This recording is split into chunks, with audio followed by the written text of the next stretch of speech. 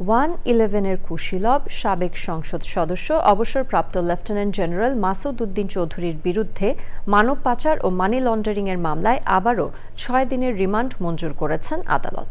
শেখ রেহানা, সজীব ওয়াজেদ জয় ও lotus Kamal সহ অবৈধভাবে বিদেশে লোক পাঠানোর সিন্ডিকেট এবং 1-11 কুশীলবদের ভূমিকা উদ্ঘাটনের রিমান্ড প্রয়োজন বলে আদালতে দাবি করে রাষ্ট্রপক্ষ। আসামিকে নির্দোষ দাবি করে বয়স ও অসুস্থতা বিবেচনায় আবারও রিমান্ডে নেয়ার বিরোধিতা করেন আসামিপক্ষের আইনজীবী। শহীদুল্লাহ রাজুর রিপোর্ট।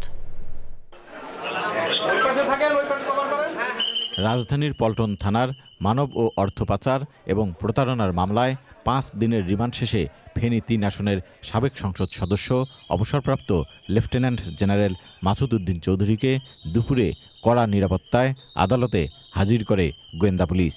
মামলার তদন্তকারী কর্মকর্তা আবারও 7 দিনের রিমান্ড আবেদন করেন। এ মামলার বিষয়ে অনেক তথ্য উদ্ঘাটন করা হয়েছে এবং আরও তথ্য জানা প্রয়োজন উল্লেখ করে রিমান্ডের পক্ষে আদালতে যুক্তি উপস্থাপন করে রাষ্ট্রপক্ষ।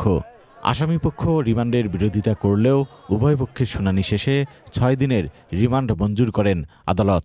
মালয়েশিয়াতে লোক পাঠানোর কথা বলে যে তারা মানুষ থেকে গ্রহণ করেছে এবং এর মধ্যে তারা 24,000 কোটি টাকা আত্মসাৎ করেছে। বিশাল অঙ্কের টাকার পিছনে, এই লেনদেনের পিছনে যে এই সিন্ডিকেটটা ছিল, তাদের এই সিন্ডিকেটের মূল পিছনে কাজ করেছে বা এটার সঙ্গে তারা সম্পৃক্ত হয়ে কাজ করেছে যে ফ্যাসিস্ট হাসিনার বোন শেখ রেহানা। আরও বিশদভাবে তাকে জিজ্ঞাসা করার জন্য তদন্তকারী কর্মকর্তার কাছে ন্যস্ত করেন। মামলার বাদী দাবি করেন তার বৈধ এজেন্সির মাধ্যমে মালয়েশিয়ায় শ্রমিক পাঠানোর জন্য সাবেক সেনা কর্মকর্তা মাসুদ চৌধুরীকে চাঁদা দিতে বাধ্য হয়েছেন। তারপরেও মালয়েশিয়া যেতে পারেনি কেউ। আমাদের নামে বিদেশ থেকে যে চাহিদাপত্র আমরা নিয়ে আসতাম, আমাদেরকে বাধ্য করা হতো 1,52,000, কোথাও কোথাও 1,60,000 টাকা জনপ্রতি শ্রমিকের চাঁদা প্রদান করতে।